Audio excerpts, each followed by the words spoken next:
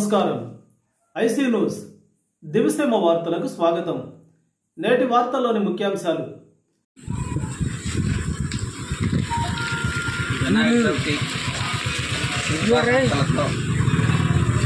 ఈరోజు మనం కూచిపూడి గ్రామంలో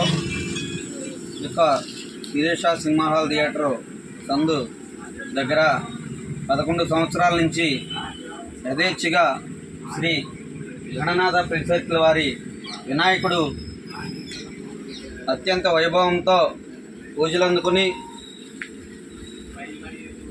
నిమగ్నం టైంలో కూడా భారీ ఊరేగింపుతో కూచిపూడి పెదపూడి గ్రామ ప్రజలందరికీ కూడా చేరువయ్యే విధంగా వారి యొక్క ఊరేగింపు కార్యక్రమాన్ని జరుపుకోవటం, అలాగే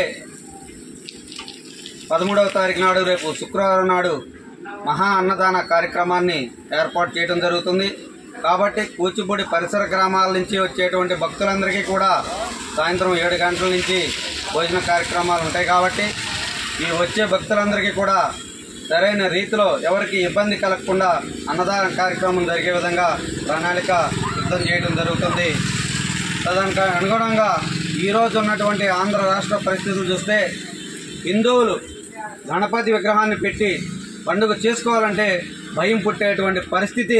నిన్న మొన్న మనం హోంమంత్రి గారు ఇచ్చినటువంటి ప్రయారిటీ లిస్టు చూస్తుంటే గణనాథ ప్రిన్స్ సర్కిల్ వారు ఇక్కడ కూచిపూడి నుంచి చాలా ఇబ్బంది పడి ఈ యొక్క బొమ్మలు పెట్టే విషయంలో మాత్రం ఏదైనా సరే గవర్నమెంట్ ఒక పునరాలోచన చేసి ఈ యొక్క 6 అడుగులకి 700 రూపాయలు, 3 అడుగులకి 100 రూపాయలు, 6 అడుగులు దాటితే 750 రూపాయలు అని ఎవరైతే ఈ హోమ్ మినిస్టర్ ఇది చెప్పడం జరిగిందో ఇది చాలా బాధాకరమని, హిందువులు ముందు పండుగలు చేయాలంటే ఈ యొక్క గవర్నమెంట్లకి డబ్బు కడతానికి కూడా లేని పరిస్థితి వచ్చే విధంగా ఈ రోజు ఉన్నటువంటి గవర్నమెంట్ ఇలా చేయటం కూడా సమంజసం కాదని మేము ఈ గణనాథ ప్రిన్స్ సర్కిల్ ద్వారా కూచిపూడి నుంచి తెలియజేసుకుంటూ సెలవు తీసుకున్నాం.